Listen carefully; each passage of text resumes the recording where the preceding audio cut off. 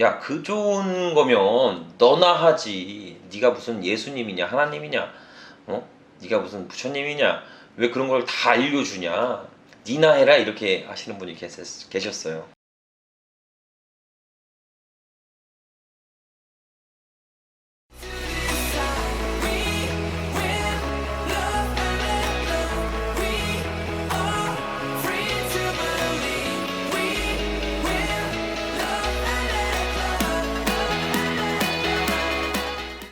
자, 주요정님, 보유세가 어느 정도 영향을 미치는지 궁금합니다. 보유세를 걱정하지 마세요. 보유세가 두 가지죠. 재산세, 종합부동산세, 일명 종부세, 부자세라고 불립니다. 실제로 종합부동산세는 뭐 한 50억 이상 부동산 가지신 분들 많이 없잖아요. 그죠? 그 정도 돼야 부담스럽다, 좀 기분 나쁘게 나온다, 이 정도로 좀 영향을 끼칠 수 있습니다. 아직 그게 아니니까 세금은 내는 거예요. 재산세 0.4%에서 0.2% 정도, 거의 미치지도 않습니다. 우리나라는 부동산을 취득할 때부터 끝날 때까지 세금이 부여됩니다. 부동산을 샀을 때 취등록세, 가지고 있으면 재산세, 그리고 해당 부동산을 팔면 양도소득세. 제일 중요한 건 양도세에다가 많은 힘을 무게를 드러놨죠. 자, 양도소득세, 이 부분도 내 수익에서 나가는 겁니다. 내가 1억에 사서 1억에 팔면 양도소득세는 100원도 안 나가죠. 그쵸? 근데 내가 1억에 사서 1억 5천에 팔았습니다. 지금 내년 6월 전까지 양도소득세는 40%입니다. 그죠? 그러면 내가 만약에 5천의 수익이 남았다. 5, 4, 20, 2천의 세금이 나가겠죠. 근데 이 또한 기본공제, 취등록세, 중개비, 해당 부동산의 가치를 상승시켜줄 만한 공사를 했다면 전부 다 공제되는 범위가 다양하게 있습니다. 세금을 내세요. 세금을 내야 돈을 버는 겁니다. 세금 생각하지 마시고 하셨으면 좋겠어요. 세금 때문에 망한 사람은 없습니다. 세금 안 내서 망한 사람들은 많이 봤는데 세금 많이 내서 망한 사람들은 많이 없습니다.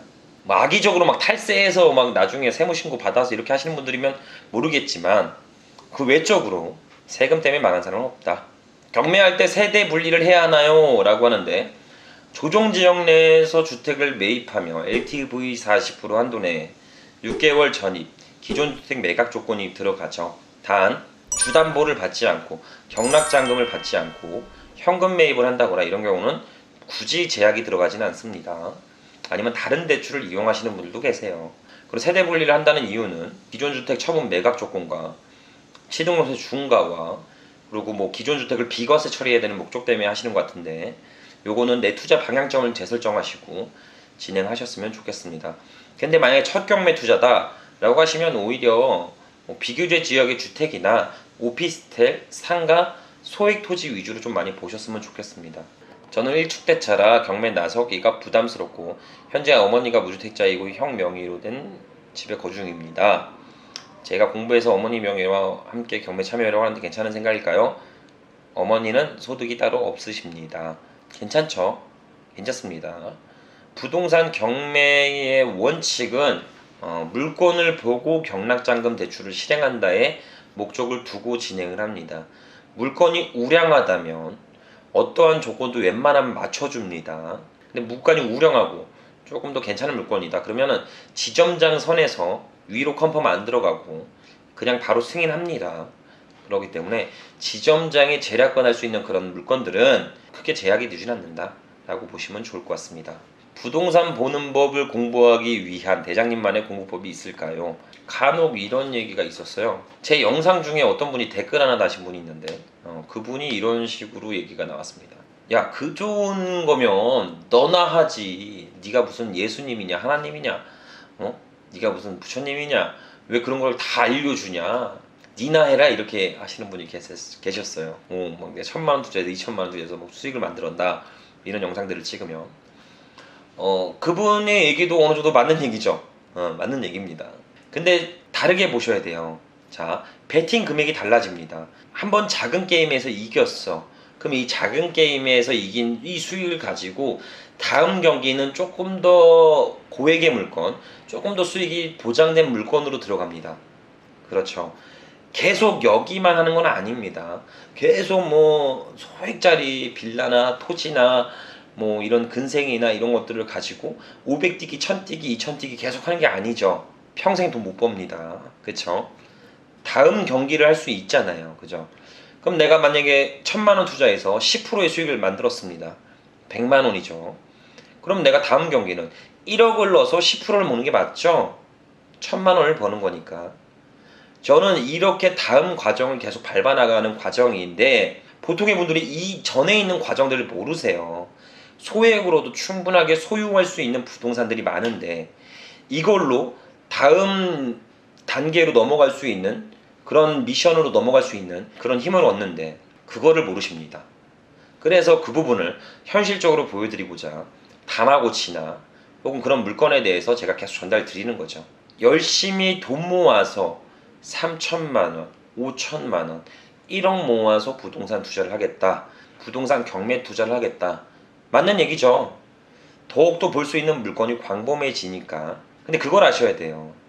지금 현재 정부에서는 지원금 명목으로 우리나라에다가 계속 돈을 풀기 시작합니다. 엄청난 부채가 증가되고 있어요. 우리나라는. 돈을 무한정 풀기 시작하면 이 돈의 가치가 이 화폐의 교환 가치가 떨어집니다. 이걸 뭘로 바꿔먹는 가치가 떨어진다는 거예요. 화폐가 무한정 풀리니까. 그럼 그렇게 되면은 실제로 부동산, 이 실물 자산은 계속 올라갈 수밖에 없습니다. 중요한 걸 알아야 돼. 이 3천만 원, 5천만 원 내가 이 근로소득으로 모으는 동안 부동산은 더 올라간다는 거죠.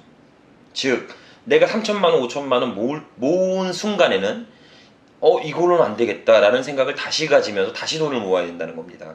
화폐가 상승하는 가치보다 부동산, 이 실물자산의 가치가 더욱 빠르게 올라가기 때문에 현재 돈을 모아서는 주택을 산다는 건 현재로는 이상적으로는 불가능하죠.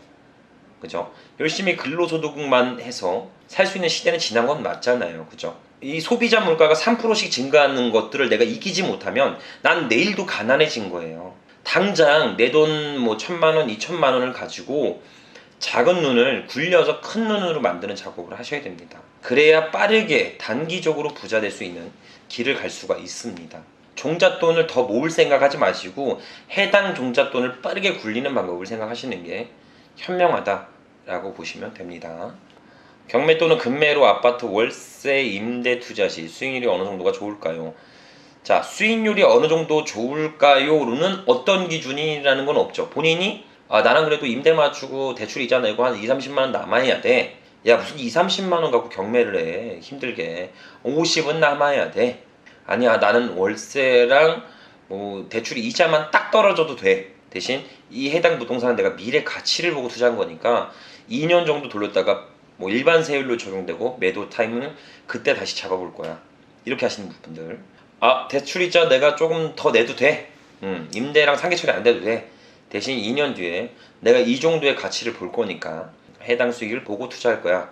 이런 모든 부분의 기준점이 다르기 때문에 본인이 어느 포커스를 맞출 건지에 대해서 투자를 보셨으면 좋겠습니다. 무주택자인데 청약을 먼저 노려보는 게 나을까요? 아니면은 경매 투자를 하면 좋을까요? 라고 하시는데, 자, 청약을 노려서 무주택을 유지한다. 그리고 내 소득을 낮춘다. 혹은 뭐 특공을 통해 중소기업을 계속 다닌다. 이 모든 전제 조건이 부자랑은 반대 이야기가 됩니다. 부자랑은 반대 이야기. 하나의 기로 때문에 부자와 반대 기로에 서서 가야 된다는 거예요. 자, 중요한 건 어차피 분양권이든 경매든 재개발이든 재건축이든 어떤 투자든 돈을 벌려고 하는 겁니다. 그쵸? 돈을 벌려고 하는 거예요. 그러면 나는 하나의 채널에다가 내 인생을 거는 게 아니라 다양한 채널을 비교 분석할 수 있는 안목을 기르는 게 더 중요하죠. 청약도 같이 준비하시면서 부동산 경매 스터디를 통해 이거는 진짜로 내가 투자했을 때 시세 차익을 단기적으로 2천이든 3천이든 1억이든 남길 수 있는 물건이 나왔다 라고 하면 그때 저울질 하셔도 늦지 않는다는 거예요. 청약을 할지 아니면 실제로 이 물건을 바로 입찰 준비를 할지. 결론, 경매 투자를 스터디를 해라. 이후에 물건을 보고 저울질해도 전혀 늦지 않는다. 다른 매체와 비교할 수 있는 안목을 기르셨으면 좋겠다 라고 생각하셨으면 좋겠습니다. 다들 오늘 고생 많으셨고 앞으로 좀 더 양질의 영상으로 보답드리도록 하겠습니다. 감사합니다.